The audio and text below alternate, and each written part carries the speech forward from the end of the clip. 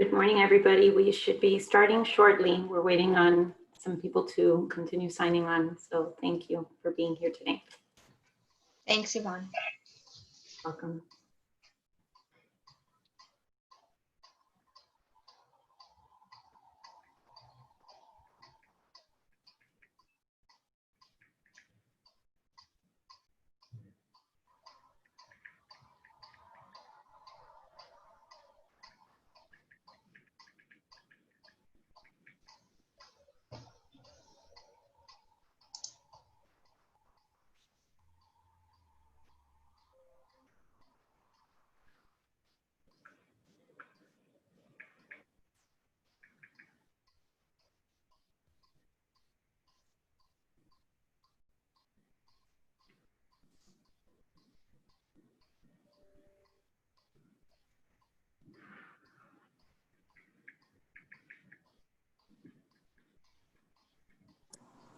Good morning.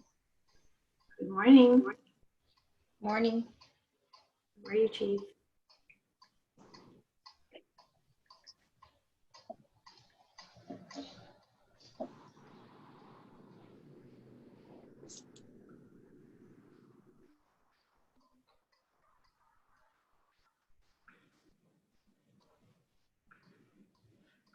Yvonne, who are we waiting for?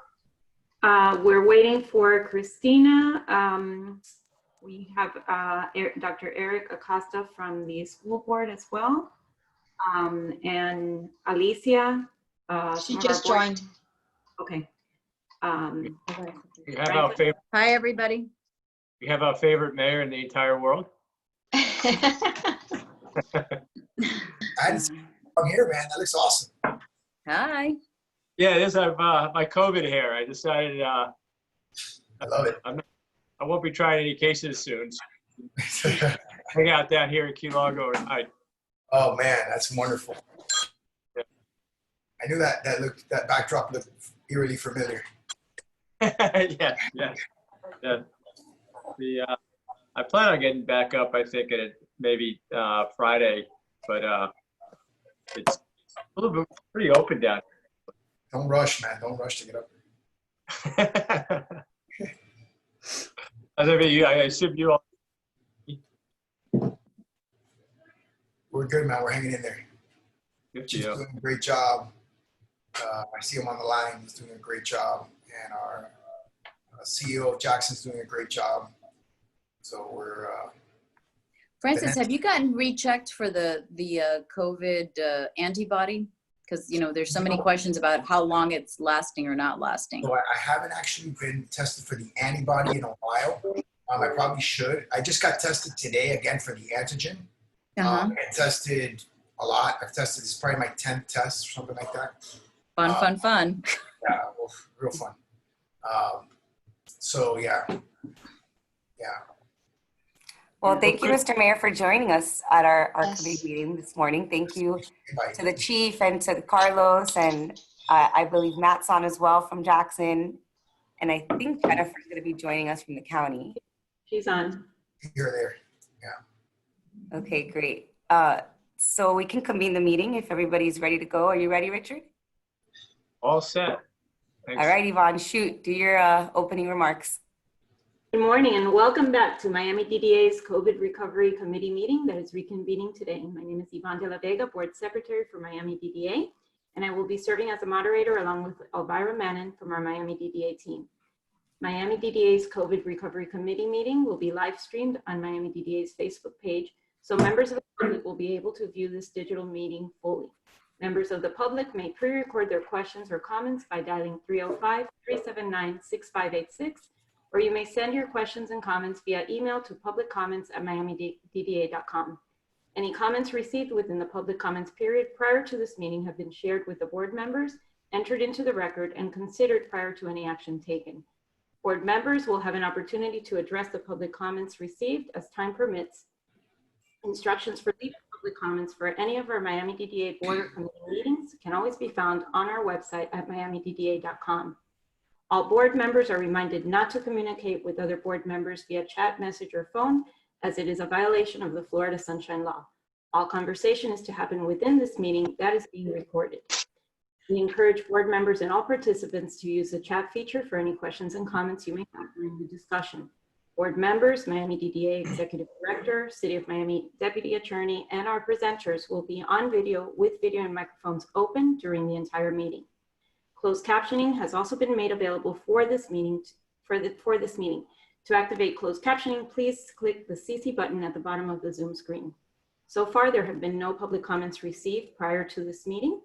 And with that, Chairman of the COVID Recovery Committee, Richard Leidecker, with your permission, I will call out the names of those present for the roll call so that we can begin the meeting. Is that okay? Yes, please. Yes. Okay, so we have, let me start from the top. Alicia Cervera, Mayor Francis Suarez, Richard Leidecker, Danette Linares, Aaron Gordon, Barnaby Min, Carlos Migoya, Christina Crespi, Elena Bondarenko, from our staff, Dr. Erica Costa, Fernando Casamayor, down the list, sorry. Franklin Sermons, Gary Ressler, Jennifer Moon, Deputy Mayor of the county, Chief George Colina, Jose Regalado, Joseph Salzberg, Matt Pinzor, Nancy Jackson, Orlando Aguilera. We have some people from our marketing team, Schwartz Media. Susanna Maducci Adams just signed in, and I believe that is it. If I missed anybody, please let me know. Thank you. Thank you, Yvonne. So with that, Richard, would you like to say opening remarks? Yeah, I'll just say it really quick. One, I wanted to say thank you for everybody's hard work and everything that since the beginning of this pandemic. But two, I also want to make sure I'm very sensitive with everybody's time. I know everybody's very busy. We were with the DDA and we are tasked helping Miami cover and doing what we can to integrate other agencies to revitalize downtown and bounce back from this all basically. We put this meeting over from the day before yesterday on the basis of we weren't sure what we should do in terms of if the city's going to go shut down or if it's sort of in the middle on a twilight area, that's fine. And I thank everybody for making the time. We have a very distinguished group here. But if we got some direction as to what we can do to facilitate Miami, if that means a lockdown, then I think we're putting things over for a while. If we think it's sort of this twilight area where we're trying to do other things that minimize the spread, then I think we're in a different area. So let me just open that up. I don't know who to ask first, but I think we were trying to get some direction. Maybe I'll throw that out to the mayor first. Thanks, Richard. And thank you for inviting me. And I want to thank Danette, who's one of your board members, who has been very proactive in discussions with me. And she attended our meeting last Friday of a variety of business owners in our cross-section of our community to talk about this very subject. And so I'm not going to delve into the hospital report. I'll let Carlos do that. And I'll let Jennifer talk about, obviously county and our very capable chief talk about what's going on. I think he's got a lot of interesting information. But let me just sort of tell you where I'm at. Based on conversations that we have with our internal experts, which are biostatisticians from FIU, epidemiologists from FIU, today from UN and from University of Florida, and our hospital administrators that are not only, Mr. Migoya, who's on the line, but other hospital administrators that I talked to, the sort of consensus is that we need to sort of stay the course for now. And the stay the course is essentially allowing a variety of remediation measures that we've implemented, including mask in public, including the curfews that we've implemented, and including other things that the county has implemented, such as closing indoor dining, to take effect. And we are seeing, just so you know, just for the benefit of this group, we are seeing a flattening of the curve. In the worst moments of ascension, the rate of increase of our curve, or the increased slope, was 125 new cases per day. That has diminished with a 5-day smoothing average of 20 new cases per day. So we've flattened the curve significantly from 125 new cases a day to 20 new cases a day. That's a significant flattening of the curve. It's still not at 0, which would be completely flat, and it's still not at negative, which is obviously where we want it to go, which would mean that we're having less cases per day than we had the day before. So that is obviously our goal. There's a variety of lagging indicators that unfortunately will probably still continue to go up, and Carlos can talk to you about that, which is hospitalizations, ICUs, and deaths.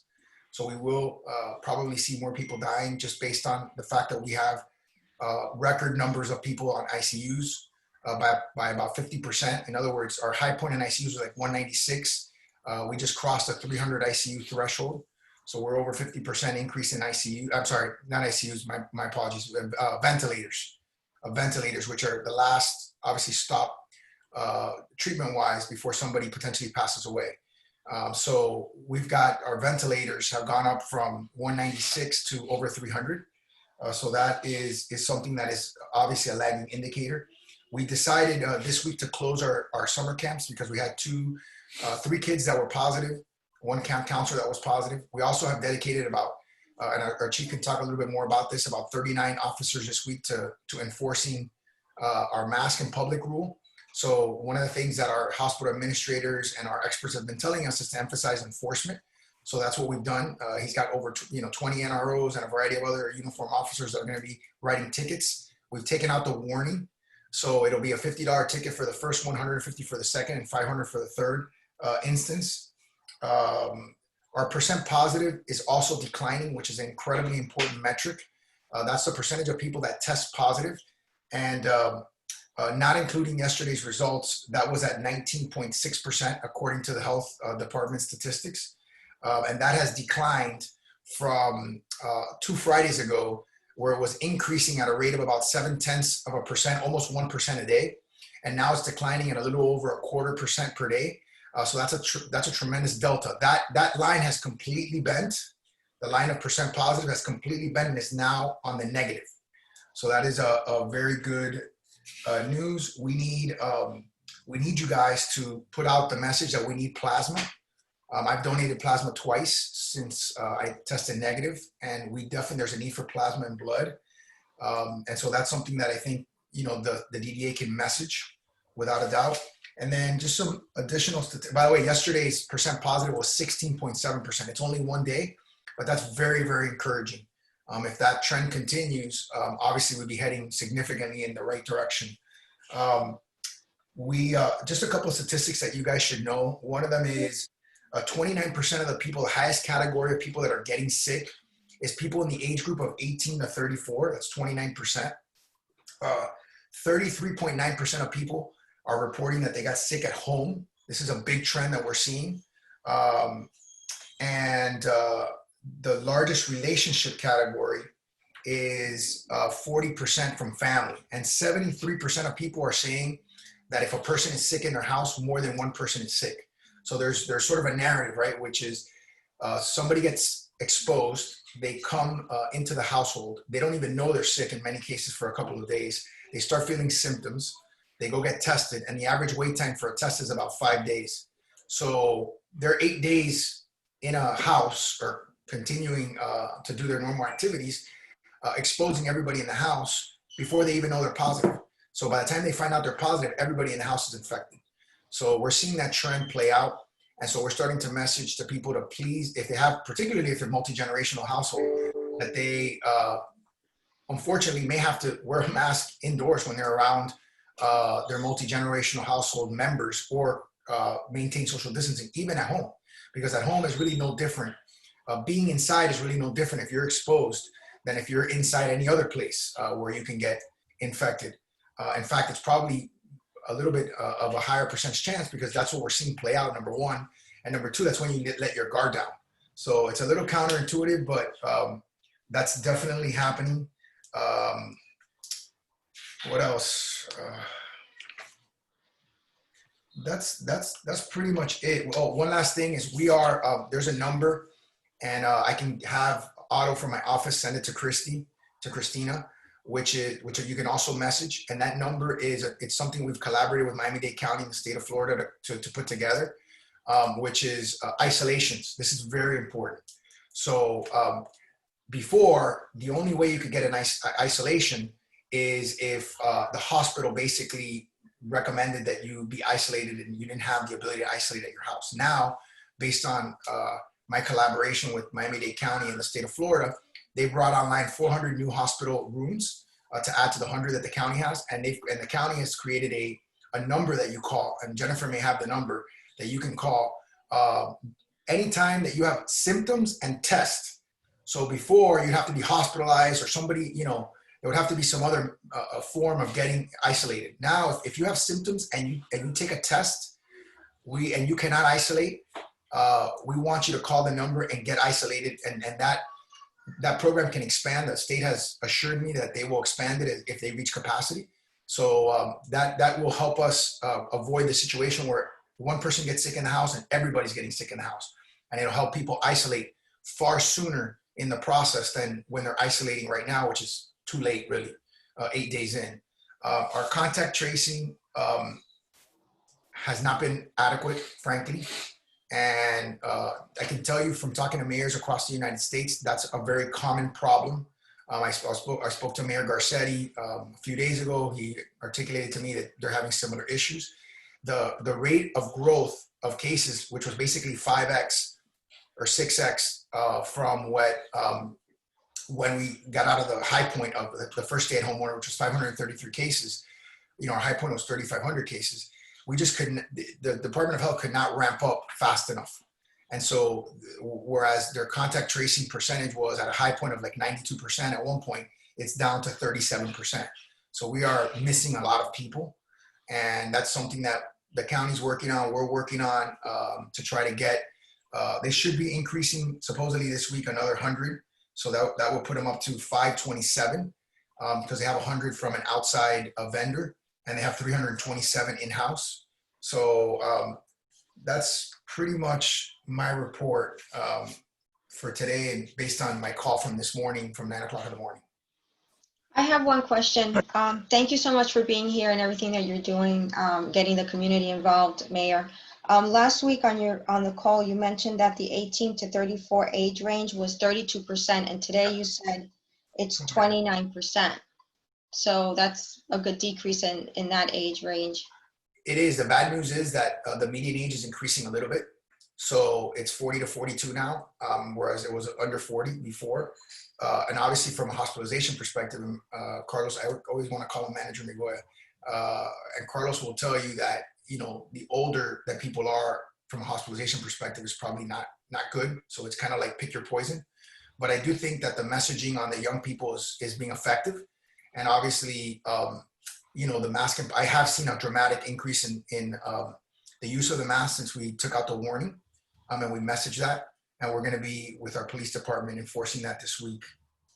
And I'll just say in terms of, so just to wrap it up, in terms of stay at home, because that's really what the question was from Richard. You know, there isn't a day that goes by that we as policymakers don't discuss the possibility of a stay at home. We don't necessarily want to take that threat, if you will, off the table, or that, you know, that tool, certainly, because we also want people to understand that we are in a critical situation. This is not just because we have some good days of data, it doesn't mean that, you know, we're out of the woods by any stretch of the imagination. I have said publicly, and I do believe in this, something that came out in our call as well, Danette, that if we get to a point of having to issue a stay-at-home order, my extreme preference would be to do it along with the county. In other words, that it would be a collaborative decision that all the cities and the counties did together, because I think for compliance reasons, it's very important. And I also think, you know, so that there isn't this whole notion of division in the messaging. Can I just throw out, Mr. Mayor, if I could just, from a DDA, I want to make sure we're sticking to our jurisdiction, what we're trying to do, and that is how do we help in the reopening of downtown based upon the plans. It sounds like we're starting to flatten the curve, and it seems like we're going in the right direction. So for us, it seems like plasma, you know, I think Christine can start that right now. But we would then, we're not looking to shut down imminently, and we are, you know, I mean, not that you're taking that off the table, but that we're going to go through the phases and slowly bring this reverse the trend toward an opening downtown? Well, look, I think for us to, so people often ask me, what is the metric for shutting down, right? And the truth is that there isn't, right now we haven't created like a metric, like if X, Y, and Z happens, we're going to shut down. But, you know, if for example, the declining slope reverses and starts inclining again, if our hospital system, which Carlos will talk about, which is stressed, but is creating capacity, if that gets to a point where he tells me, look, there's no other option but to shut down.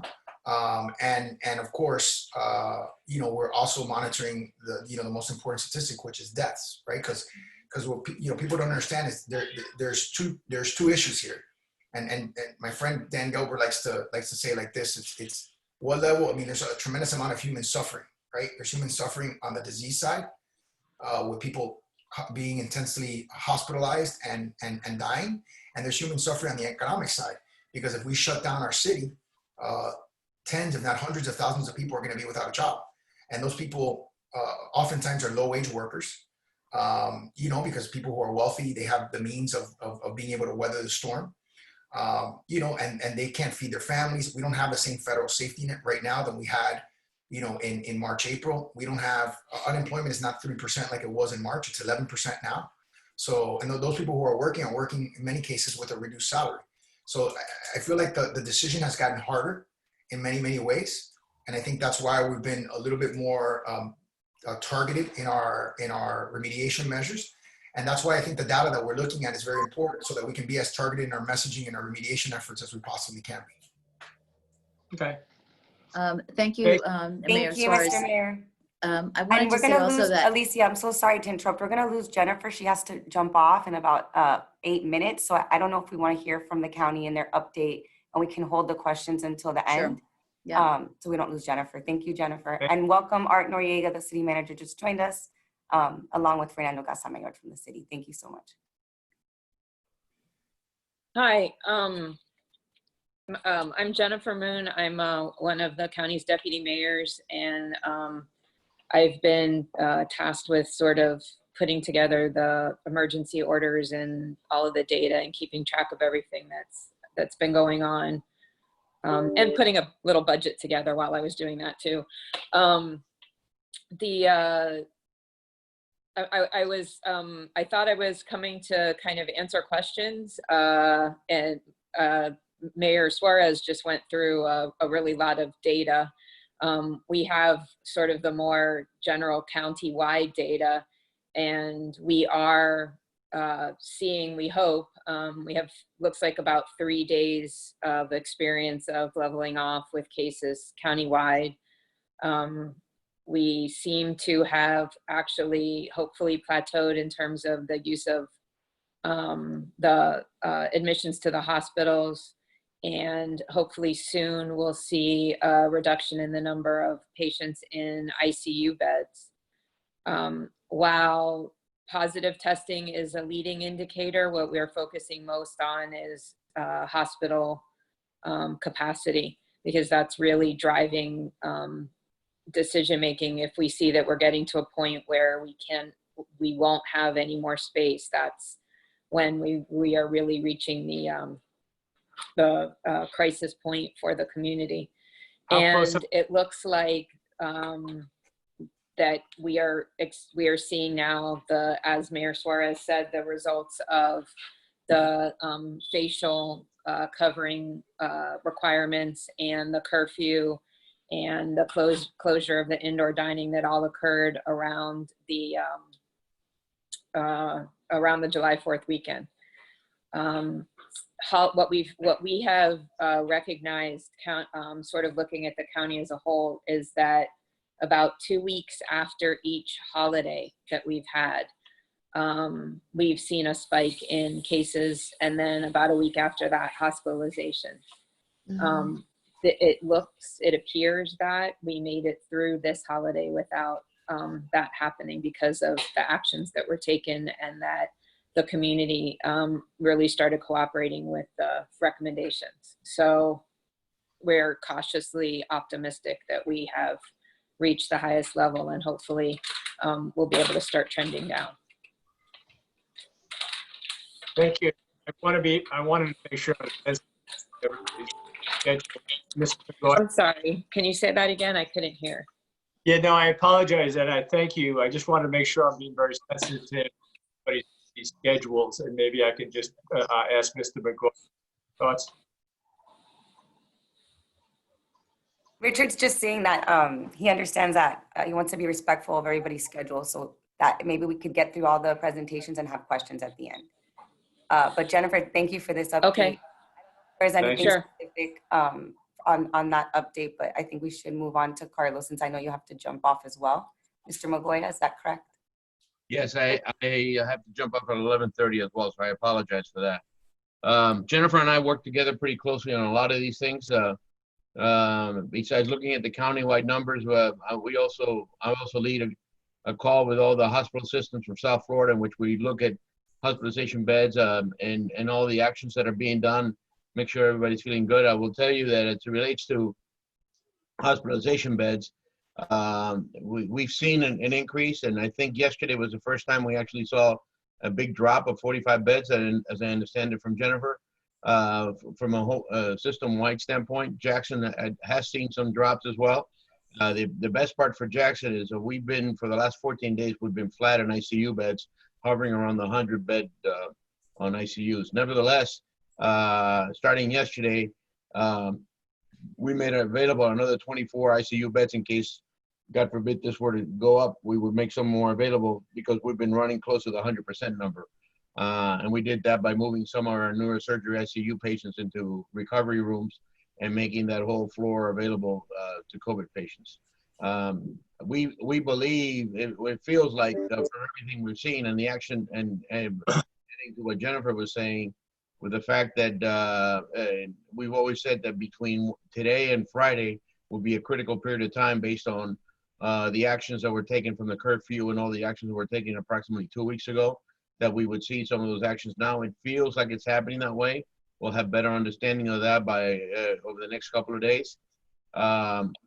Beds and ICU beds, ventilators, and deaths are obviously lagging indicators to the positivity rates that you see and the infection rates that are going on out there. So we believe, and the forecast has been and continues to be at a lesser number now because it's starting to drop, that the peak of bed usage of hospitalized bed will probably happen sometime at the end of the first week of August, around August 7th through the 10th.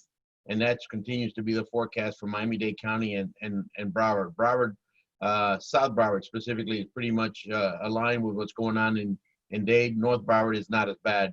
And Palm Beach, South Palm Beach is a little difficult, but North Palm Beach is not. So overall, we feel like we're going in the right direction. Mr. Leidecker, you brought up the issue of what the DDA could do as far as opening the place. I would consider right now not talking about how to open in the future. I think the focus that we all need to be doing, and downtown specifically, is making sure that everybody stays masked and social distance, so we can change the behavior and continue to reduce the infection rates if at all possible. And if we do that, I think over time, and it will take a while to bring these numbers down. We're still, the infection rates are way too high. We need to get them down to a level of under 3% positivity rates, like they've done in New York. And that's going to take us quite a while to get there. So we still have a lot of challenges ahead of us, but right now, with just a few days behind us, it looks like we are turning the corner, but we'll need some more time in the future. Do you have the capacity? Do you have the capacity to meet the need that you foresee right now? I would tell you that we've had the capacity when we perceive the need to be a lot greater than we do right now. And now that the capacity, the issue is even less. So for example, right now we're 35% of our patients are COVID positive patients. And how we're taking care of the incremental COVID patients is by some of those elective surgeries that we've reduced. As those patients are moving out, we're replacing with COVID patients, and that's how we continue to do it. Our census has actually dropped from 1,400 down to about 1,340 today, so we actually have an additional 60 bed available. It's tight, but we have plenty of capability.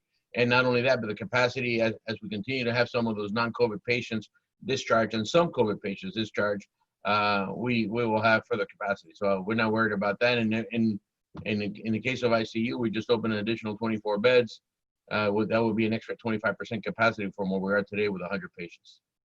Okay.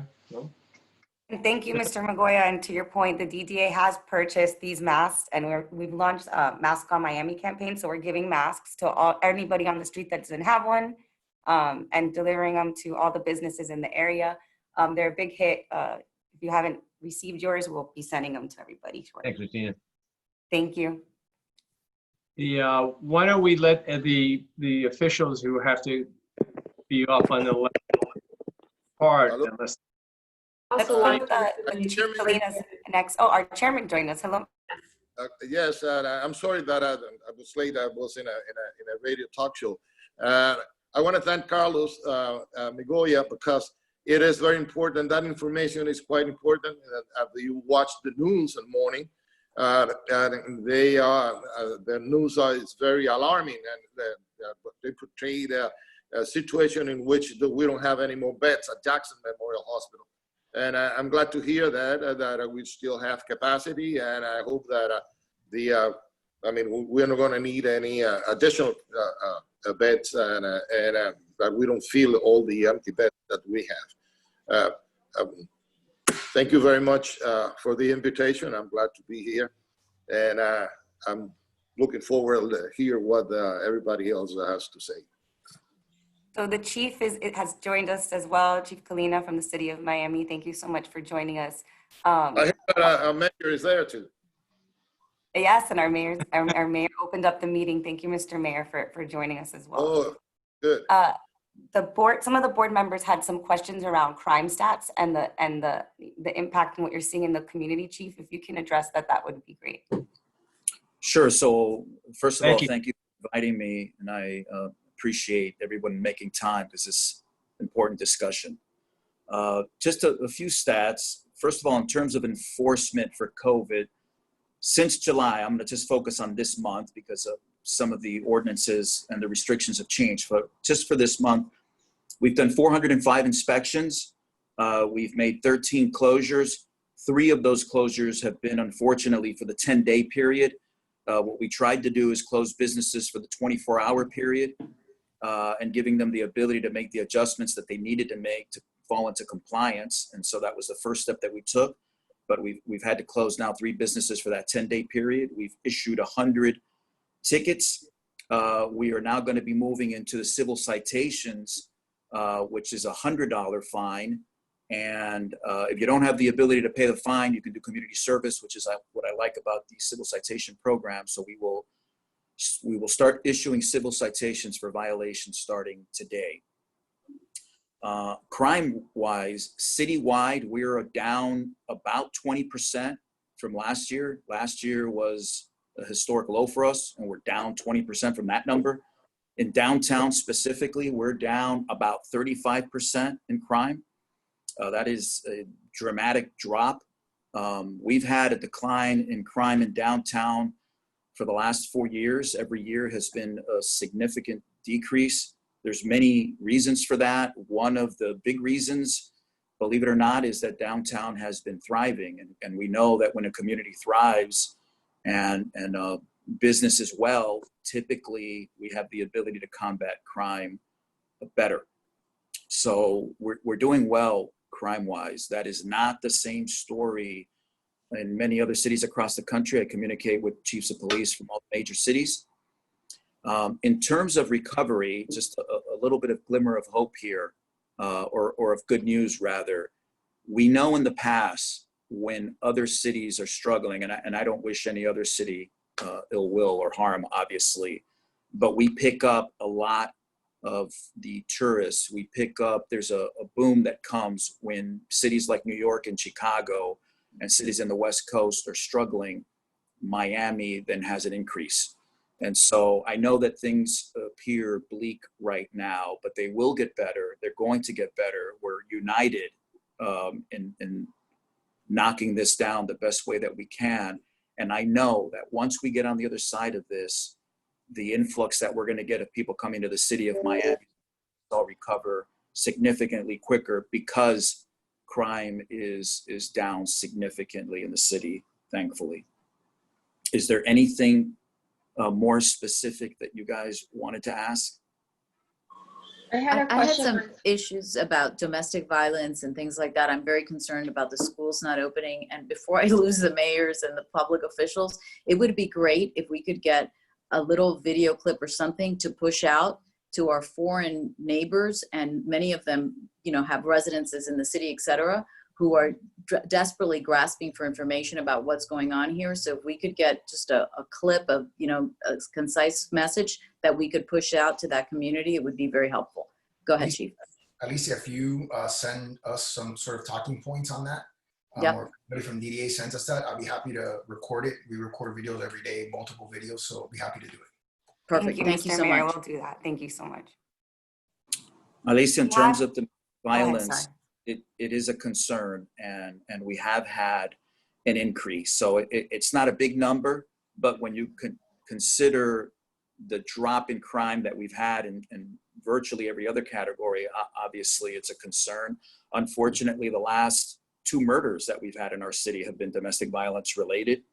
What we've done here proactively, which is honestly different than what we've done in the past, is we have all of our victim advocates calling victims of domestic violence that have been victims in the past to call in and be proactive and check to make sure that they're okay, because oftentimes your ability to reach out for help is when your abusive spouse is not home, and that's a problem right now because people are home.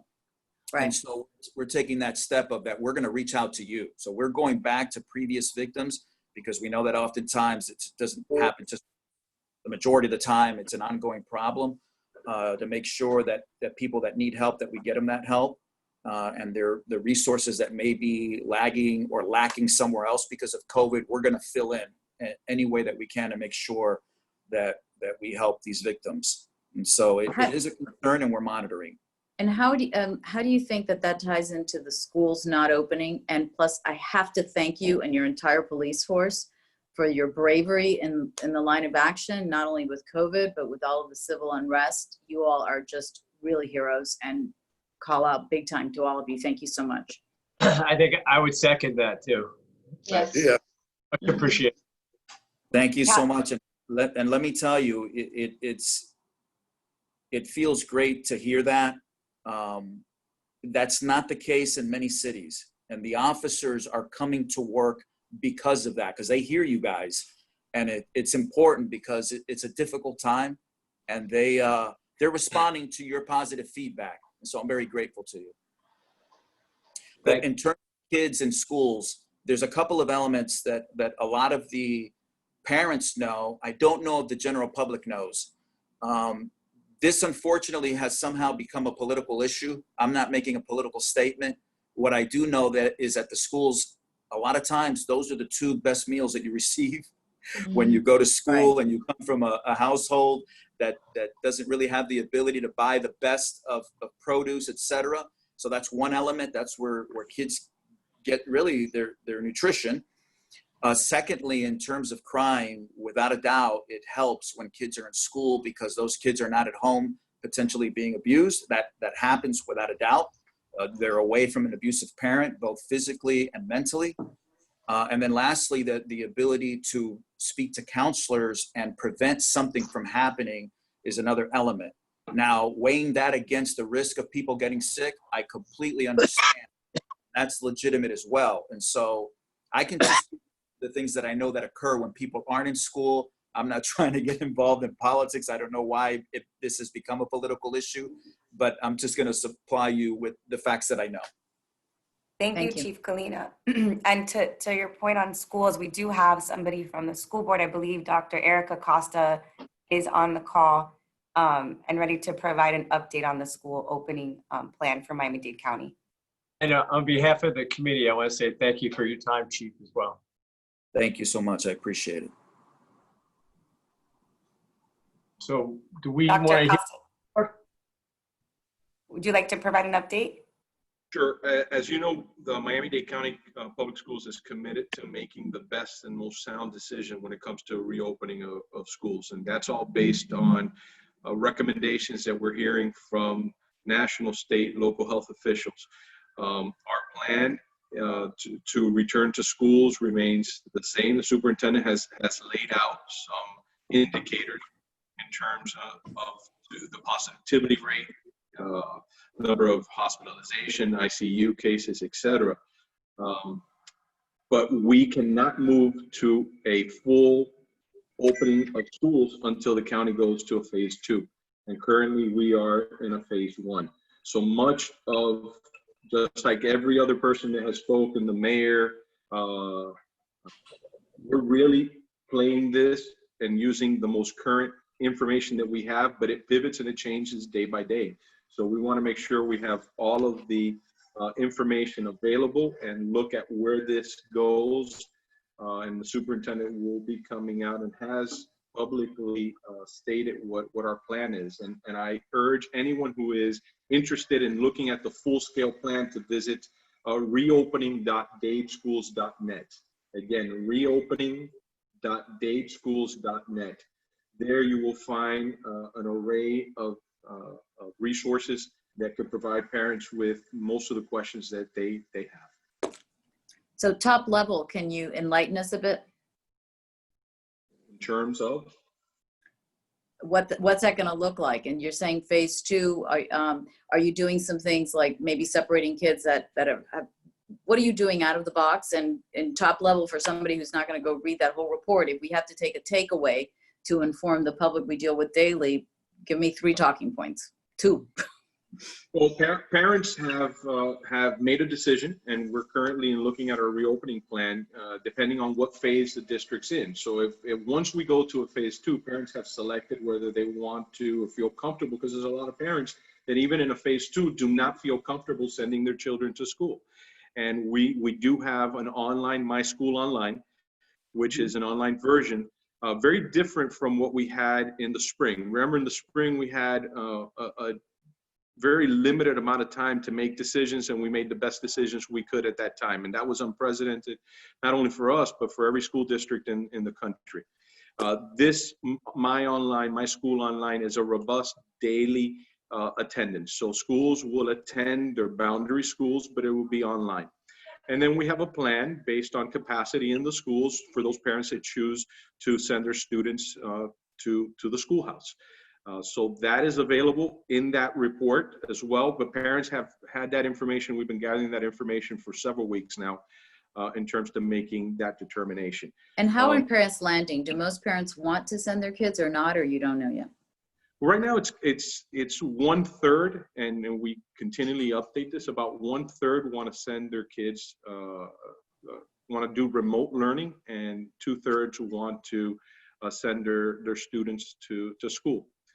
So the number of students that have opted for online has been significantly greater than once anticipated.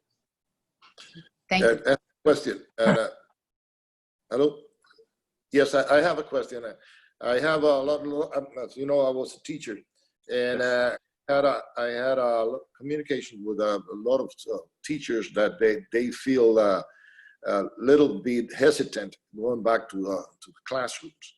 And also a question that have been placed to me by a lot of parents is those students that they have to be transported by bus to the schools. If there are any additional measures that they're going to be undertaken to make sure that those school buses, that they are decontaminated and they're clean and all of that? Absolutely, that's a great question. Now, all of our schools are going through, not only our schools but our district-owned properties, including our bus fleet, are going to be sanitized on a regular basis. Face coverings will be required once we go to a phase 2. Will be required in the schoolhouse, and will also be required in our buses. The question as to our staff, that is one of our considerations. Our considerations that we make in whether we open or do not open is based on how well we can secure, or to what degree, because if anybody that tells you we will guarantee is not being truthful, right? But we can have procedures and processes in place that limit the possibility of having transmission, right? So those decisions are all based on the safety, how well we can meet the safety of not only our students, but how well we can meet the safety of our staff. So staff has also been surveyed to feel, to see what type of, because we have staff that have underlying medical conditions, you know, just like anybody, just like any major organization does. So what modality of teaching do they feel more comfortable in? And we are taking all those data points, the parent selection, the teacher selections, or the staff selection, and taking into account in what we do. Okay. That's an excellent question. Yeah, thank you. Mr. Mayor, you're on mute. Hello? Chime in on the subject real quick. And I don't want to throw more confusion into the discussion, but I just want to be clear on a couple of things that I think are important to the discussion.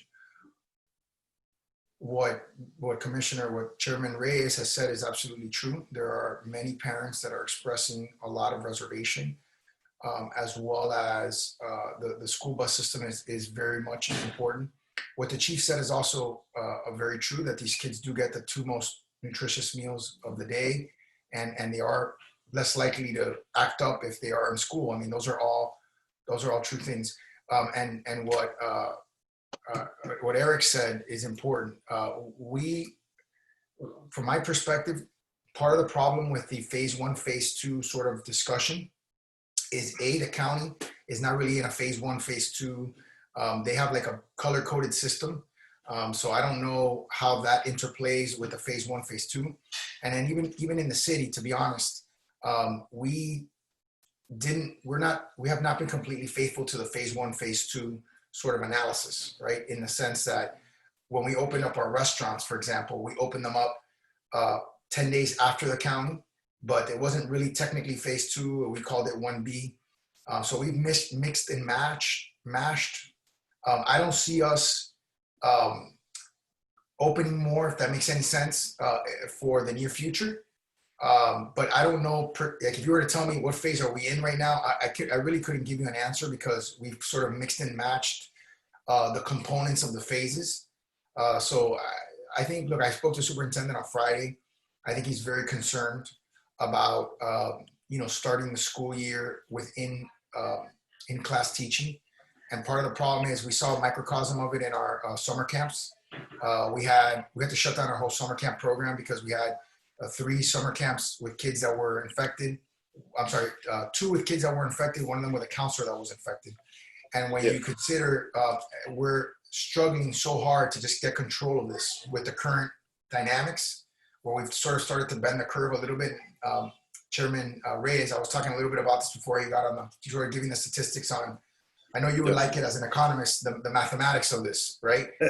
But so we're starting to bend the curve, and the idea of flooding the system with 400,000 new people, right? 350,000 students, and I think it's like 40,000 teachers. Chairman Reyes would know the number better than I would. But you're talking about flooding the system with 400,000 new people. That could create another wave, another super spread, what I call super spreader event. So that's a concern. I know that the superintendent, and Eric, correct me if I'm wrong, was going to make a final decision in late July. I think he was going to make an announcement 28th, 29th or something like that. So we should know in the next few days whether the school year will be delayed a little bit, and whether there'll be virtual learning for a period of time, whether it's a week or 2 weeks or a month or whatever. But right now we're so far away from, when we were at our peak, our first peak was 533 cases. Then we declined all the way down to about 100, 150 cases a day, right? I mean, yesterday we were at 2,500 or 2,700. So, I mean, for us to go to a point where we're declining according to the gating criteria, I mean, we haven't even had those discussions, because we've been going in the wrong direction for a while. And so our discussions have all been around how do we get control of this curve that's getting away from us, right? And we're now seeing a lot of progress. So I'm sorry, Alicia, because I'm muddying an otherwise. I apologize for that. I know it's not linear, but I also know many parents are desperate, and I'm just getting the calls. And by the way, how does this affect private schools, if at all? A lot of times the private schools follow what the public schools do. But it's up to them, right? It's up to them, but they often follow what the public schools do. I mean, most of the time. Right. Eric, I mean, and the chairman can talk to that. And unfortunately, I have to leave, but thank you so much for this incredibly valuable information and for your time. I know that you all are swamped, and for the great work you're doing, because this is a very, very difficult time. Thank you all. Bye. Thank you, Dr. Acosta, I have a one quick question, if I could, just real quick. Students who have decided not to go in, who are going virtual, whether it's everyone or just those that selected, how is the school system dealing with feeding those children that otherwise would eat at school? We haven't, since it started, we haven't stopped feeding children. We've had distributions, of meal distributions since it started, and that will continue, and that will continue to be. The superintendent's been very clear that under his watch, you will not have one child go hungry. So we will continue to have those areas and those schools where there can be meals that parents can pick up, children could pick up meals. We will continue to do that. Has there been given any thought on single parents? Because I hear single moms are really struggling with this a lot. Working full-time and also having to homeschool their kids. It's a big strain. Is there any thought on that for single moms or single parents? Yeah, excellent. That is an excellent question. There are, and you have two household parents in the household that both parents work. I mean, the times that you typically had one parent at home and one working, those haven't been around for a long time, right? So all that is taken into consideration. But the biggest thing that we have to take under consideration is the safety of our students and our staff. And the mayor kind of hit the nail on the head. When we talk about flooding 400,000 students into a system, in addition to 40,000 plus employees, we're right now not in a position to make that determination, right? So we know there are numerous factors, and it's not an easy decision. The decision, that I've been in the system 25 years, and never have we had been placed in this position, right? So we're trying to make the best decision possible based on science and based on what we have out there, recommendations from the CDC, from the Florida Health Department, in opening schools in a safe manner.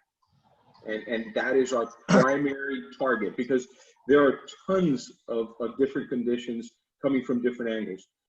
So we have to kind of narrow that down. And the biggest one right now is the safety of our students and the safety of our staff.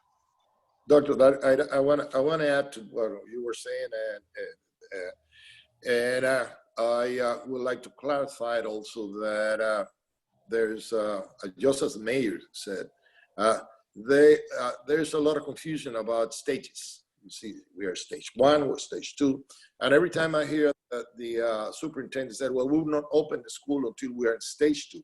That is, I mean, it's Chinese to most of the parents, because they don't know what stage 2 is, you see. And I will likely welcome that once when we're using that, I mean, the terms stage 2 or stage 3, try to make it a little more simple. I mean, simplify it and said, when we achieve the state of transmission, I mean, the percentage is going to be so bad, of the numbers of positive will decrease to that amount. Or when the county starts opening up the restaurants and taking the actions that I was stated in all those stages. But just by saying stage 1, stage 2, it is quite confusing to most of the population. And the mayor was absolutely right when he said, we don't know what stage we are. You say, part of that. Some places we are in stage 1 or stage 2. We don't know. We say that. Just to add to that, because that's a very valid point, right? And the confusion, I guess, goes throughout all the municipalities that we serve, right? Because it's not just the city of Miami, but we have, multiple municipalities that we serve within the county. if you look at the superintendent, if you go to that reopening.dateschools.net, you'll find particular indicators there that'll state what we would consider to open schools. Okay, and one of them is the transmission rate, the number of hospitalizations, the number of ICU patients, and all that's there. There were 10 points that the superintendent laid out that could bring some more clarity to the community in case they want to get into the weeds of exactly what that is.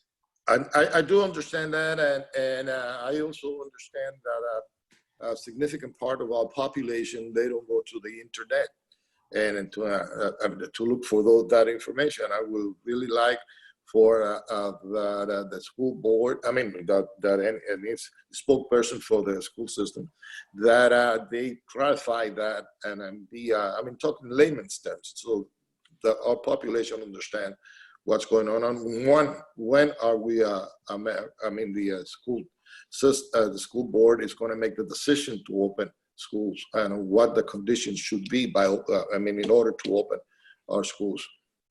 Right, superintendent, not only is it online, but he's laid it out in multiple news outlets that he's spoken about it.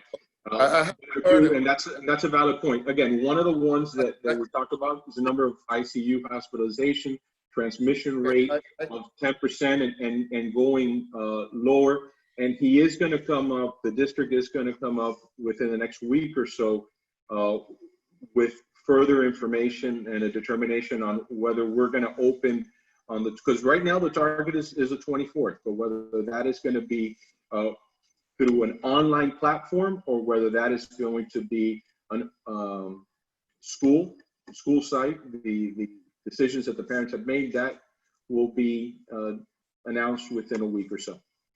I have a question. I'm sorry. But I would like to. I think we're going to lose the mayor. So I just wanted to say thank you. If you have to go, Mr. Mayor. I don't know if there was any questions for you before I leave. We're good. Thank you, guys. I have a quick question before you go, Mr. Mayor. Hey, Mr. Mayor, now that I have you here, you and I, we have to talk about some funds, okay? I want to thank you for your time, Mr. Mayor. I got you, buddy. I got your back. Thank you, Mayor, for being here. Did you need a question? Gary has a question. Just related to the same phasing issue. I think part of the confusion comes from the fact that the city and the county are running on different phased structures. I know that for us that are operating properties in the center of downtown, it becomes confusing and it leads to a lot of conversations with tenants who read the county's orders differently or who read the city's orders and don't know that how it applies. Is there a possibility for the city and the county to come together and provide with a single phase structure so that we're all talking that same language? Yeah, and we've been trying to do that, Gary. We're now for the first time throughout this crisis meeting together. We meet 3 times a week. Unfortunately, the county mayor was not on yesterday's meeting. So really the only opportunity that we have for all of us to meet. We have another one tomorrow. I'm sorry, what is today? Wednesday. I'm sorry, we have another one today at 4. So, you know, I think there's a huge value, what you said, in us making decisions collaboratively. And that's something that, you know, came out of our business council meeting that we had on Friday. And so, look, we are going to make every effort to do that. My pledge to the county mayor is that if we do something significant, that we'll give him a heads up at the very least, and try not to do that without his collaboration. There are circumstances under which we have made decisions we've led. You know, we're the first ones to cancel large events. We're the second city to implement a stay-at-home order, first one to implement a curfew, first one to implement a mask in public rule. You know, we closed later, which most people believe was the right decision, even though we were criticized. We're criticized for every single one of those decisions. But I think we made the right decision, and I want to thank my commission and our chair, your chair, and our Commissioner Reyes, because he, along with all the other commissioners, have been incredibly supportive. I could not have been able to help manage this with the manager's help and without their help in the way that they've done it. They've been incredibly supportive, and you know, we've been unified as a city. We've been completely unified, and that's been a huge blessing for us. I have one quick question, Mayor, before you go. Based on the trajectory right now, where we are, when do you think that we'll get to those levels that we'll be able to open schools safely? Has anybody done that math? So it's a complicated question. I heard Eric throwing out some metrics. Based on some of the metrics that I just heard him say, if the 10% positivity were one of the metrics, at the slope that we're going right now, we're declining at about 0.3%. That would take 3 days for every 1%, and we're at about 20%. So you're talking about 30 days, assuming the same slope, that we would get to that 10% positivity rate, because we're about 20%. So we've got to go about 10% down, and it's 0.3% per day. So the math is about 3 days for 1%. So that's assuming the slope doesn't change, and that I see Matt here checking my math in his brain. So is my chairman, who's checking my math. I have good math on the phone. So right. So that's 30 days from today, right? Today is the so if everything went well, we could be at that 10% level in the next 30 days. The slope can get better, and we're hoping that it gets better with the remediation measures that we've implemented. And I'm, by the way, I'm available to the DDA whenever you guys want me to come and give that analysis that we gave, sort of. And I know I've been doing it through the business council, but whatever you guys want, this is obviously an important stakeholder group. So if Mr. Mayor, I just want to add that that time could be shortened, and if the slope decreases at accelerate the decrease. Of course. Rate. If the decreasing rate is increased, then would take less days to get up. And he did articulate other metrics about ICUs, and I don't know what those metrics are, because he sort of started talking about it, but he didn't say what those metrics would have to be. So we monitor all those metrics. We monitor ICUs, ventilators, we monitor hospitalizations generally, which have been flat over the last 14 days, which is good news. So there's a lot of good news. I'm not going to sit here and tell you there isn't. We're not out of the woods, but there's a lot of good news over the last 2 weeks. Yep. Well, Christina, does that complete our part of the update? So unless Mr. Chairman or the Mayor object, but I also wanted, on behalf of the committee, to say thank you to the Mayor for making time out of his very busy schedule to be here. Really appreciate it. We appreciate your leadership. Thank you, guys. Thank you. Thank you. And the city manager's on the call. I don't know, Art, if you want to mention anything. Thank you for joining us as well. Thanks, Christina. Yeah, I'm driving, so I'm not going to pop my video up. But I really want to reinforce this, especially the requirements on masks and social distancing, and we are going to really, really heavily enforce it now.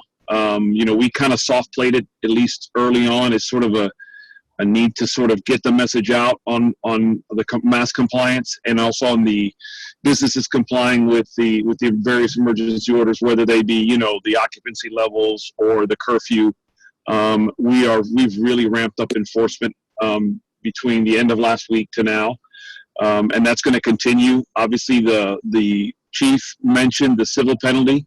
Now that we have an executed MOU with the county on being able to use the civil penalty phase, we're going to transition to that. And it'll be consistent with what the county's doing. So there won't be any inconsistency there in terms of, or confusion. But we are going to heavily push enforcement, because at this point we realize that's really the only way at this point to slow the curve and start to reverse the trajectory. And the only way to get people to really appreciate and understand that they need to be disciplined when it comes to compliance.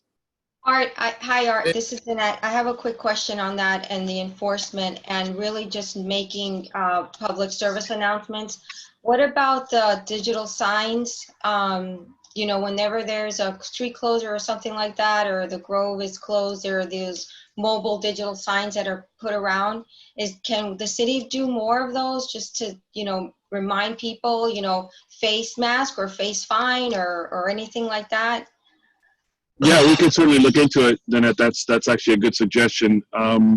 We're trying to message as much as possible. I love the idea of the mayor continue to do some sort of video messaging as well, We're also obviously in conjunction with our sort of business advocacy group.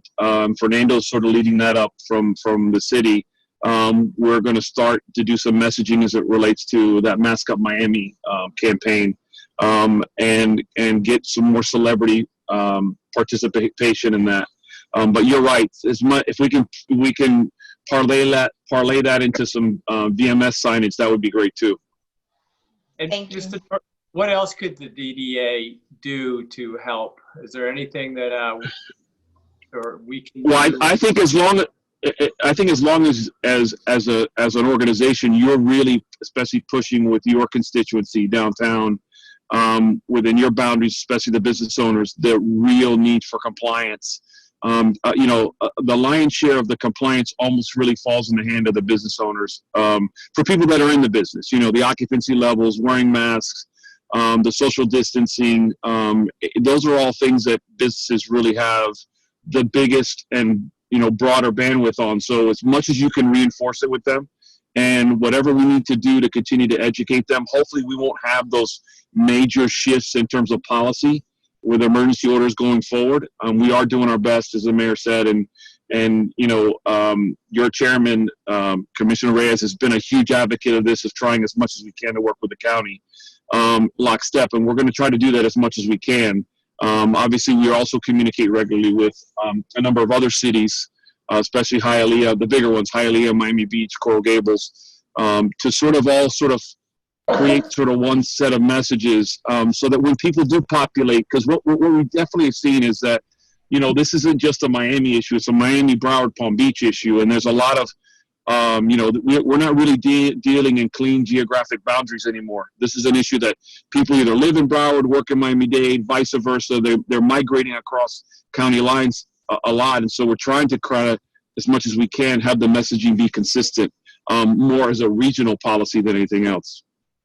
Mr. Manager, thank you. Gary Ressler here. I have a quick question for you, and actually also for Commander Reguera. As a commercial property owner, we have a very small minority, but we do have a minority of tenants that have been combative about complying with mask wearing. How are you guys recommending commercial properties handle the situation? Obviously, we don't want our security getting into confrontations with tenants. Well, I don't think that should be something that you should do. I think you should contact us and let us handle the enforcement of that. If you're seeing it, or you're getting reports, or people complaining to you as a landlord that your tenants are consistently being non-compliant, let us know, and we'll immediately dispatch somebody to handle it on your behalf. That's not something we really want you to get directly engaged in. I think it'll be better for us to handle it. Great, thank you. All right. And I know Christina, and then we should let the city manager go. But Christina, the committee had a big endeavor in terms of barriers and the sidewalk cafes. We got umbrellas. We invested all sorts of money. How's that program going? Well, we have the city manager on the phone. Sure. No, we're working very closely with his staff and his office on making sure that our restaurants are getting their permits in, and where there's issues, I actually have 2 to 3 team members troubleshooting on a daily basis. We have I would say now about 20 restaurants. We've been putting out the barricades. I think we did 5 restaurants yesterday, providing extra seating and tables and chairs if they need it, along with the umbrellas, as you mentioned. And any way that we can help message that and keep that moving to keep our small businesses open, the DDA is committed to doing that. I want to add to that, the sidewalk, the ability to place tables on the sidewalk and on the parking spaces in front of the businesses. And I am presenting a resolution extending the sunset date on this action, and it's going to be extended. I think it's going to be until January of next year. So I just wanted to inform you that that is one of the resolutions that's going to go in front of the city commission. Thank you. Any other questions from board members, or do we want to now turn to, or to committee members, do we want to now turn, or Mr. Chairman, if you have other direction, or we want to turn to the task list of what we were going to do in terms of reopening the city of Miami? Mr. Mayor? I mean, Mr. Commissioner? The only thing that I want to add is that I want to thank you guys for that was wishful thinking, by the way. I'm sorry. No. I mean, listen, you call me Polo. I'm just. I mean, I just want to thank you guys. The terrific job that everybody is doing, and PDA, the staff, and the board. I mean, I'm so proud. I'm a real honor to be working with you guys, and everything that was stated here. It was fantastic, and I think that we needed this. We needed this because there were a lot of people and a lot of board members that we really didn't know what was going on, and this information is very helpful, and we can also relate all this information to other people. You see that we are in touch with them and people that we serve. You see, thank you very much, and once again, excuse me for being a little bit late, but I was tied up at a radio station. Perfect. Are there any questions as far as hospitalization questions that the committee had? I think Mr. Magoya touched upon the ICU beds and the capacity at Jackson, but if there are any other questions on the hospital front, Matt's on the call. I don't know if any other committee members have questions on that. On that point, it is very important that to have Mr. Migoya, you see, expressing what is the real state of the availability of beds at Jackson Memorial Hospital, because we hear conflicting news. It all depends what channel are you watching and what radio station are you listening to. And conflicting news that they sometimes say that we are in a state of emergency now, that we don't have any beds, and many people believe that then those people that needs to be hospitalized, since there is no hospital beds, then will have to remain at home, and the conditions are going to be worsened. And I'm very, very, very glad that we got Carlos Migoya, and he made it clear that we still, I mean, we are not out of the woods, but I mean, it is not as bad as many people have portrayed. You see. I'm glad you said that, Commissioner, because I think part of the confusion is that the media, I think, is doing the right thing, and they're looking at the reports that are going to the Department of Health and to ACA and to Mayor Jimenez's office every day. It's not always easy to interpret all of that data. So it is both true that we're pretty much out of ICU capacity as of yesterday, and also true that we can get more ICU patients because we're in the middle of converting other units that are not normally ICUs into ICUs. So either in the last couple hours or in the next few hours, we'll have another 24 ICU beds available from converting one of the units over there. So I really do want to reinforce what Carlos said, which is, yes, we absolutely are here to take care of the folks who need it, and we can continue doing so for a few more weeks. If the rate of growth that we saw over the last month were to continue for another month, we would not be able to continue infinitely increasing our capacity, both of beds and of staffing. But I think if you look just at the numbers that I've got from 15 minutes ago on our current status, we are not at our highest number that we ever have been. As of noon, we had 450 inpatients who are COVID positive and another 148 whose test results are pending. Based on our experience for the last month or so, somewhere between 25 and 30% of those are positive.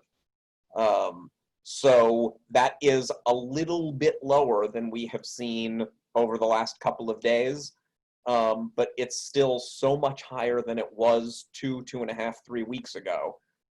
So what you heard Carlos say, which is what he and I have been saying for a long time now, I think Friday, Saturday of this week is going to tell us a lot more than we know right now. Because what we saw after Memorial Day going into Father's Day, what we kind of anecdotally think happened is a lot of younger people went out Memorial Day and weren't necessarily responsible about it. Then Father's Day, they brought it home to their parents, to the abuelos, to everybody else. And then 2.5, 3 weeks after that, we started seeing first the younger people and then their older relatives getting hospitalized. And the younger ones were less likely to need intensive care, and they were discharged and sent home. And the older ones now are in intensive care. That's why those units are getting full. That's why, you know, very sadly, we've seen more deaths than we had been seeing over the prior time. So I really hope that Mayor Suarez is right and that we have kind of reached our peak. Some of our internal models think we may not reach our peak on hospitalizations for, you know, Carlos said about another 2.5 weeks. But I do think if 4 or 5 days from now, the numbers of hospitalized people are fairly similar to where they are today, I don't even need them to go down. If they're just not going up in another 4 or 5 days, I think we can start to have some reasonable hope that we may be near the top of the curve on the hospital side. Thank you. But the mayor's stats were really more city and yours is county, right? Or what are your stats based on? What we're looking at, Carlos is often talking about looking at the county-wide data because, you know, the mayor does publish county-wide hospitalization data every day, and Mayor Jimenez and Carlos Magoya, hard to use Carlos in this setting, are talking at least a couple of times a day. So they're very aligned on all that stuff. When I'm talking about the data specifically within Jackson Health System, it does have some geographic skew, right? Because most people are going to go to their closest emergency room when they start showing symptoms, especially if they're short of breath or something like that. So our volume is disproportionately the areas right around Jackson Memorial, right around Jackson North, right around Jackson South. So that's where we've got the tightest control over the data. But, you know, Baptist has been very transparent, sharing a lot of their data. So that's how we know that Homestead was in such a challenging position as of a few weeks ago. And I think we're seeing similar things in most parts of the county. It just seems that we're very frail. We're at, you know, a point where we can either like really spike up or continue the downward trajectory in a very, very slow manner though. That's the thing. It's like, you know, Carlos mentions what New York did and it's 3%, but New York's shut down for 3 months. Yeah. I don't know how you take the data that Mr. Pinzer, I hope I'm saying that right, sir, just gave regarding the delay of younger people infecting older people and then the morbidity rate increasing. I don't know how you take that data and then also combine it with Francis Suarez, the mayor, that we shut down the city, you know, summer camps because kids and people getting infected, and thinking that that's not going to be deja vu when we send people back into school. Let me interject here because those two the children that were I mean that they tested positive. They were in my park. It was in one of my parks in my district. We're only two children and one I think it was one adult counselor in another park. And what we did is we didn't took any chances and said, let's close it. Let's close all of them in order to avoid further contamination. And it's just for abundance of caution that we closed it, but not because it was an emergency. It was because we had 2 cases. There were only 2 cases of children cases, and one counselor positive and said, let's stop this right now. Okay, that was the reason. And something that I think you I don't want anybody to believe that it was an epidemic amongst the camp goers, you know. And, you know, something that Migoya has been very consistent on, along with Dr. Lillian Abbo, who's our head of infection prevention here for the health system, is that it's not our business to try and determine when lockdowns start or end or anything like that. That being said, going into another lockdown, whether it's 2 weeks or 2 months or whatever, if we don't change the underlying problem of people feeling like it's okay because of their age, because of their demographic, because of their whatever, to walk around without a mask, you know, to go to house parties, to do things like that. If we don't change those underlying behaviors in the community, then all a lockdown is going to do is push this same issue 2 weeks or 2 months or however long down the road. So do you the real have thing a that I marketing think campaign? Does Jackson have a marketing campaign? we do, well, so what we're in the middle of right now, and in fact, it's my next call today, is all 11 hospital systems in Dade and Broward counties are working together on a public service campaign. I'm hoping that that will go live by the beginning of next week if everything works right. And that's, you know, that's billboards and radio and TV and digital, and it's in English and Spanish and Haitian Creole. I will tell you, as a cynical former journalist and a longtime communication person, I'm a little skeptical that there are a ton of people out there right now who are refusing to mask because they haven't heard that it's a good idea from people in a position of authority. I think there are people who just reject the notion, and hearing it from a bunch of health systems is not necessarily going to be the solution. I think what we all pretty much agree on is, in a media environment where there is no one person, no one politician, no one celebrity, no one business leader who everyone believes and listens to, that this needs to be a chorus, not a preacher, right? The choir needs to be out there singing so that everyone is hearing from someone who they trust and respect and know that this is not a joke, that this is not a conspiracy, and that if everybody were to stay home as much as they can, wear a mask whenever they can't, wash their hands a lot, and stay as far away from people as possible, we would see a lot of improvement relatively quickly, like 2, 3, 4 weeks. And I think the mask message also has to include the fact that you have to wear it at home. Now, if you're visiting family, because it seems like that's how, you know, isn't that what you're saying, the spread? Let me add that being the way I am, that I'm always doing things within my district in one area or going all around the county. I have noticed that a huge increment on people wearing masks, even when they're walking, because there are certain areas close to my house that people use to in the afternoon just to go and exercise and walk. And before, there was, I would say, 90% of the people that were working, they were not wearing masks. Now they are, I would say 90% are wearing masks. And the same thing goes when you go to, for example, you go to Costco, you go to Home Depot, you go to all these places, any stores. People now, they are following this, and it's also because the businesses, they have been very active in requesting people to come. If they don't have masks, they cannot come in. And I have seen an increment, a substantial increment of people wearing masks, even small, young people also. You see, when they don't have a mask, you just give them a mingled, and I don't know, maybe they feel kind of guilty, but I have seen them just getting the mask on and put it on. I think that the campaign is working, and what we need is more enforcement, and I am glad to see that we are working together with Dade County and all the municipalities in order to enforce it. The city of Miami, our police department is assigning police officers to enforce it and fine. You see, warn the people that they're not wearing masks. Is telling them, straight, you got to wear a mask. If you don't wear it, I'm going to give you a citation that's going to cost $50. You see, and I said, if you want to spend $50, fine. And if you keep on doing it and I catch you, I'm going to arrest you. And it's very simple.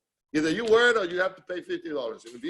If you pay $50 and still don't wear it, I will take you to jail. That's it. Arrest. And that's the type of resolution that we placed in our books. Okay. Can I, thank you. Should I throw out to the other committee members too, if there's any more questions? If not, I think that's all the action items we have on the agenda, or if any of the committee members have any thoughts that they want to share with us, but if not, then we can maybe adjourn this, give it notice, maybe pick it up back in a week when we see if the curve is flattening. He will. And then, Which will, yeah, well, listen, I'm rooting for it, but I'd offer a new one to Mr. We have little signs of it. Remember that we were and when you follow the statistics and you keep track of it day after day, you see we went from 15,000 in the state. Now we are to 12,000 to 13,000. Now we have a couple of days that we've been in the 9,000. Doesn't mean that we are already taking a downturn, but it is encouraging to see that instead of increasing the number of cases, the number of cases are going to be around the 9,000. I would love to see them in the 5 or 6, but that means that we really are in the downturn. I think we need to really act quickly with whatever the DDA can do with our PSA announcements, like really drive it home very quickly, because honestly, we are in a very sensitive spot. Our numbers are still too high. 136 people died yesterday. This is being broadcasted on MSNBC like all day long, which is not good for any of us, Miami, Florida, any of us here on this Zoom call. And the other thing that I keep talking about is that Labor Day is not so far away. So even if we're down and we're like, okay, it's going to take us 30 days to get down to less than 10% or something, immediately we're going to just spike up. That's why sometimes you have to take that hard pill. And now when people are out of town, and figure it out. I just think that we need to, we need to all be sensitive and understand that we have a real hard fight and battle right now, and we have to act fast, and we all have to be united, like we're all saying. Oh, that's fantastic, and I think that what we're doing in downtown and the program that was started, Mask On, and I'm going business after business, and provide them with masks, and I also keep on pounding the idea that you have to wear a mask. Don't let anybody here without a mask. If we see anybody on the street, you see, or ambassadors can come and say, here you have a mask. You see. Office buildings do not allow tenants in anybody into the building without a mask, and that's all office buildings are like that right now. That's the way to be, and enforcement is the answer, in my opinion. Okay, guys. Hey, listen, so nice to see you guys. Be safe, okay? Thank you, Mr. Chair. I just wanted to mention that we did receive a couple of comments via email, and I will share that with the committee via email. So they're more than anything, they're comments. So those will be shared so that you can address. Send your comments back to me. I can send them back to the people that asked. Okay. All right. And one thing I would like to add, and because we keep referencing the 10%, from the school system's perspective, that's a minimum, right? And we want to see it trending towards 5% with an ideal rate of a 3% positivity. So and probably I want to make sure we're all on the same page with that. We want to see it trending in that direction. Okay. Thank you. See you. Bye. Just one thing to add before you guys go. Again, I appreciate you guys letting me participate on Monday. I look forward to participating further as this committee starts to get past the, cases going up, and we actually start to talk about the type of things that we can do to recover again. But just an update, we have already started our Mask Up Miami campaign. We have multiple PSAs that we've already put out on Twitter and Instagram. And we are beginning to, actually, I think yesterday we started to reach out to some of our local celebrities to help us record Mask Up Miami messages and hopefully utilize their social media followers, which is so much larger than ours, to start getting the word out. Apolitical, it is very simple. Put your mask on so that we can get past this and open up again. So and we're doing the same, Fernando, and we're sharing our digital assets with the communications team at the city as well. I'll retweet you guys if you retweet mine. We always do. And thank And you. we started, and I know TikTok is a little bit of a controversial subject right now, but we started our TikTok account, which has been really successful. And we're also going to be working with influencers and celebrities and same type of idea to really push the messaging. So We're thank doing you that actively this next joining week. us too. Christina, one quick question that I think we're probably going to bring this in for a landing is just out of curiosity, what kind of masks are we handing out to people? Are they FN95? Are they, what's the filtration percentage? I get They're it. just regular face masks with the covering in the back. You Okay, can now see. like I may want to consider looking at the type of mask, because there's certain masks that they all stop you from blowing out air, but there's also filtration levels coming in. Like the FN95 is 95% of the 0.3 microliter particles. So I just, maybe we want to look at that and make sure if we're giving out masks, they're masks that are protecting the exhale as well as the inhale, not just one. But that said, I wear it all the time when I'm walking in downtown, and I find that I can barely breathe through it. But Yeah, we'll look into it. we're doing all this. Insert the filter also, Christina. Yes, they Sorry? have filters. It has an insert that you Yeah, can. it does. Yes, the filter and the insert. Yeah. Well, I get it. If we're gonna do all this, let's just make sure we're helping that, but all right. Any questions do we have from the committee members? Do we have any additional business? If not, then I'll ask for a motion to adjourn. And then the question is, we adjourn. We put it over a week and get back and see where we're at and see where we are on our reopening Miami task list, or do we want to put it over for a couple of weeks? So Danette, Gary, I guess Alicia, she gave me a secret proxy. I can vote her. I can vote her a proxy. Nobody else saw it. But go ahead. I mean, I'm open next Wednesday if we want to meet in the morning or whatever. I mean, I think this is a very hot topic. It's really, really important. I'm super concerned about it, as you can tell. Okay.